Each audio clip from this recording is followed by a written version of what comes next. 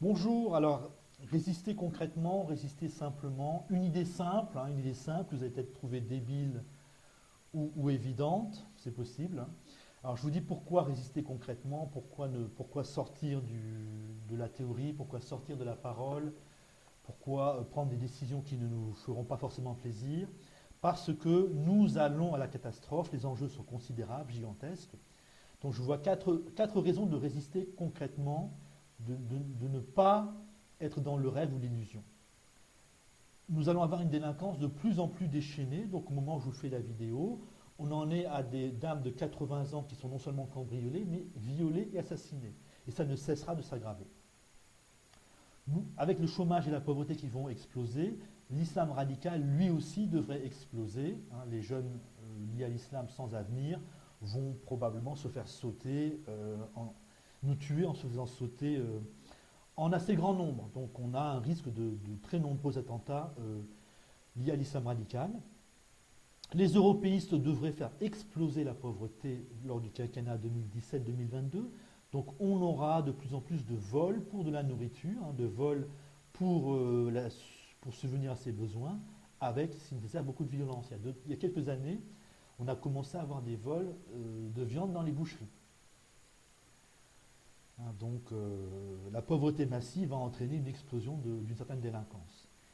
Et aussi, nous risquons la guerre civile, nous risquons la dictature. Les européistes sont capables d'instaurer une dictature, ou risquent d'instaurer une dictature. Donc, résister concrètement, efficacement, sans illusion, c'est très important pour soit leur interdire, faire qu'ils ne vont pas oser instaurer une dictature au nom de l'Europe, ou s'ils en instaurent une, pour pouvoir les contrebattre efficacement. Alors mon idée d'une simplicité absolue, alors peut-être que vous y avez déjà pensé, mais moi je n'y ai pensé assez tardivement, et après avoir connu une période d'impuissance face à la délinquance, face à l'islam radical. Qu'est-ce qu'on peut faire si le gouvernement européiste y est favorable? Alors l'idée très simple que j'ai eue, c'est de voter Front National aux élections municipales de 2020. Voilà, c'est presque aussi simple que ça. Donc, alors, électoralement, c'est rentable, parce que si le FN fait 27% maintenant, ça veut quand même dire que dans certains coins, il fait 40% déjà, et dans d'autres, il fait 10%. En 2020, bon, la pauvreté, la délinquance auront encore beaucoup augmenté à cause des européistes. Donc le Front National va faire de très gros scores et devrait gagner énormément de villes, à mon avis, ou énormément de villes aux endroits où ça va mal. Donc c'est là justement où ça va mal qu'il faut le plus résister. Donc ça tombe bien. Le Front National est le moteur de la résistance. On ne peut pas faire autrement si on veut être efficace. Alors l'argument, ce sont des fachos, c'est possible, je n'en sais rien. Un maire Front National ne va pas construire un camp d'extermination dans sa commune. Voilà, l'argument du fascisme ne tient pas, de la menace fasciste, de la dictature ne tient pas, parce que ce n'est pas une élection nationale, ce n'est pas une présidentielle, ce sont des élections municipales. Voilà. Si vous voulez être efficace, il faut voter Front National en 2020 et mettre la pression sur le Front National, parce que il n'est pas certain que le Front National ait tout compris. Alors, qu'est-ce qu'il doit faire? Lutter contre la délinquance. Lutter contre la délinquance aujourd'hui, ça veut dire neutraliser les remises en liberté continuelles des petits et moyens délinquants par les juges. Lutter contre la délinquance, en fait, c'est lutter contre les juges qui remettent sans arrêt en liberté les petits et les moyens délinquants. Donc, il faut pousser le Front National à avoir une réponse à cela. Il faut qu'un peu avant les campagnes municipales, la campagne électorale des municipales, le Front National nous dise non seulement qu'il veut lutter contre la délinquance, mais ce qu'il compte faire pour neutraliser l'action des juges ou de certains juges qui remettent sans arrêt en liberté les petits et moyens délinquants. Bon, pour l'islam radical, c'est pareil. Il ne suffit pas de s'opposer à l'islam radical. Là, il faudra s'opposer au préfet qui va sans arrêt mettre des bâtons dans les roues du maire Front National, qui va essayer de faire reculer l'islam radical dans sa commune. Là aussi, le Front National doit nous dire comment il compte contrer les actions du préfet. C'est ça le principal problème sur ces thèmes-là. Bon, les européistes ont cassé l'école publique, ce qui vous montre bien que ce sont des ordures absolues. et que le Front National peut difficilement être pire que ces gens-là.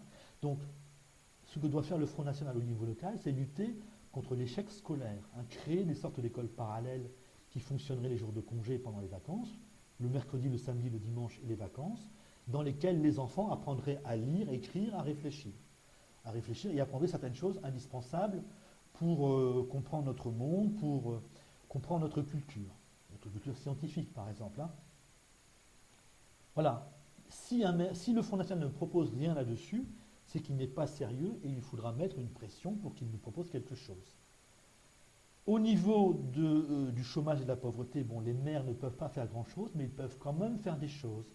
Et là aussi, hein, les maires peuvent certainement un peu limiter les dégâts sociaux. Et là encore, on doit exiger du Front National qu'il ait une réponse. On ne lui demande pas de tout réussir, hein, de tout faire, mais d'avoir quand même quelques projets sérieux pour limiter un petit peu les dégâts sociaux organisés par, toujours par les mêmes salopards, les européistes.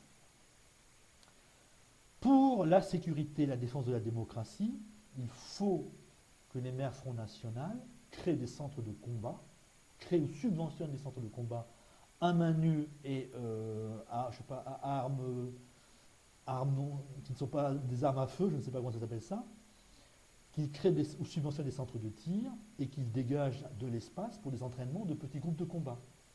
Et comme ça doit coûter extrêmement cher, les villes Front National peuvent s'unir, c'est-à-dire que 3 villes Front National peuvent s'unir, l'une subventionne ou crée son centre de combat à main nue, au couteau et au bâton, une autre crée ou subventionne le centre de tir, fusil, pistolet, revolver, fusil et mitraillette.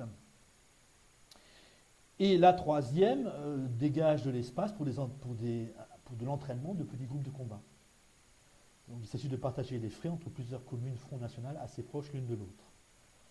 Donc, hein, comme on va vers une catastrophe, une situation catastrophique, il faut s'y préparer, il faut anticiper.